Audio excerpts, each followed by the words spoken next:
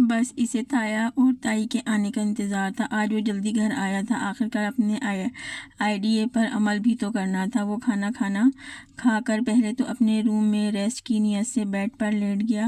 وہ کچھ دیر قیلولہ کرنے کی غرض سے لیٹا تھا تو آئلہ کا چہرہ اس کی آنکھوں کے سامنے آ گیا۔ اب وہ آگے کا لائحہ عمل تیار کر رہا تھا۔ سب سے پہلے تو وہ اسے اپنے والدین کو راضی کرنا تھا، اس کے بعد تائی کی رضامندی حاصل کرنی تھی۔ آئلہ کو پتہ چلے گا تو وہ انکار کے لیے خوب ہنگاموں اور ایموشنل بلیک کا سہارا لے گی، اور ہو سکتا ہے اس کا انکار تسلیم کر لیا جائے، لیکن اس کے انکار کے خلاف مجھے میری جگری یار فرحان اور جویریہ آپی کے ساتھ مل کر ٹیم بنانی ہوگی۔ جویریہ آئلہ کی بڑی بہن، جس کے 1 سال پہلے شادی ان کے ہی کالونی میں رہنے والے ایک ریسٹورنٹ کے آنر سے ہوئی تھی۔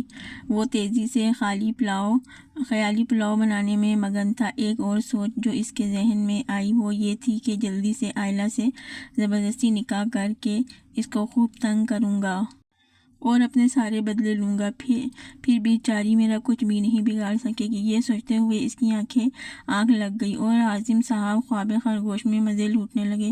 حازم اٹھا تو شام ہو گئی تھی۔ تقریباً عصر کی نماز کا وقت بھی ختم ہونے کو تھا، اس لیے وہ جھٹ سے اٹھا اور وضو کرنے بھاگا اور ساتھ ہی سونے سے پہلے سوچی گئی باتوں کو پھر سے سوچ کر مسکرانے لگا۔ وضو کر کے جلدی سے اپنے ہی روم میں جائے نماز بچھا کر نماز پڑھنے لگا۔ نماز پڑھ کر وہ باہر آیا اور امی کو ڈھونڈتے ڈھونڈتے برآمدے میں آ گیا۔ وہاں امی برآمدے میں بچھے دیوان پر بیٹھی آئلہ کو اپنی نگرانی میں نماز پڑھوا رہی تھیں۔ حازم نے آ کر امی سے سلام دعا کی، اس کی امی کے ساتھ بیٹھ گیا۔ وہ معاملہ سمجھ گیا تھا، کیونکہ اسے یاد تھا کہ اس کی تائی نے اس کی امی کو خاص اپنی آنکھوں کے سامنے آئلہ سے نماز پڑھوانے کی تلقین کی تھی، کیونکہ نماز کے معاملے میں وہ بہت سست تھی۔ تائی امی کی تلقین و تاکید یاد کر کے اس کے چہرے پر شرارتی مسکراہٹ دوڑ گئی، جو سلام پھیرتی آئلہ کو دیکھ کر مزید گہری ہو گئی۔ آئلہ نے اس کی طرف دیکھنے پر اسے اپنے اوپر اسے مسکراتا پا کر کھا جانے والی نظروں سے گھورا۔ حازم امی کی طرف متوجہ ہوا اور باتیں کرنے لگا۔ آئلہ دعا مانگ کر اٹھی اور جائے نماز لپیٹ کر اندر کی طرف بڑھنے لگی تھی کہ حازم کی آواز پر وہیں ٹھہر گئی۔ یار ذرا میرے لیے اچھی سی چائے تو بنا دو۔ حازم نے شرارت سے اسے اپنا حکم سنایا۔ وہ جانتا تھا کہ آئلہ کو اس کے کام کرنا کس قدر زہر لگتے ہیں۔ آئلہ وہیں کھڑی ناک اوپر چڑھاتی اور منہ کے زاویہ بگاڑتی خوف زدہ سی ہو کر اسے دیکھ رہی تھی۔ مریم شہزاد یعنی حازم کی امی آئلہ کی شکل دیکھ کر اس کی بیزاری سمجھ گئی تھی، تبھی اسی اپنی جگہ سے اٹھتی مسکراتے ہوئے بولی، بیٹا آئلہ کو ابھی اپنی اسائنمنٹ بنانی ہے، وہ پہلے ہی مصروف ہے، میں تمہیں چائے بنا دیتی ہوں، تم بچی کو تنگ مت کرو۔ حازم نے وہیں سے امی کو ہاتھ کھینچ کر بٹھا لیا اور کہنے لگا کہ نہیں امی، آپ کیوں بنائیں گی بھلا؟ اس اناج کی دشمن سے بھی تو ہاتھ پیر ہلوایا کریں، اور جیسے آپ بچی کی کہہ رہی ہیں وہ اگلے مہینے پورے 22 سال کی ہو جائے گی۔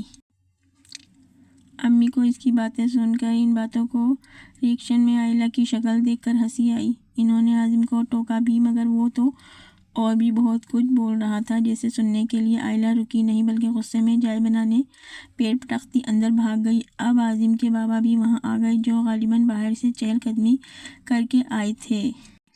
حازم نے کھڑے ہو کر ان کو سلام کیا اور پھر واپس بیٹھ گئے۔ شہزاد صاحب بھی وہاں لکڑی سے بنے دیوان کے سامنے بڑی اسی ڈیزائن کی 2 کرسیوں پر سے ایک کو ذرا آگے کھسکا کر بیٹھ گئے۔ موقع اچھا تھا۔ حازم نے فوراً ہی آئلہ سے نکاح کی خواہش کا اظہار کیا، جسے سننے پر حازم کے والدین کے چہرے پر خوشی صاف جھلک رہی تھی، جس کا اظہار انہوں نے حازم کی ہاں میں ہاں ملا کر کیا۔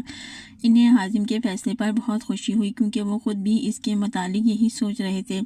اتنے میں آئلہ تیز قدموں سے چلتی ہوئی حازم کے لیے چائے لا رہی تھی۔ شہزاد چاچا کو دیکھ کر اس نے اپنی اسپیڈ کو بریک لگائی، ان کو ادب سے سلام کیا اور حازم کے ہاتھ میں چائے کا کپ تھمانے لگی۔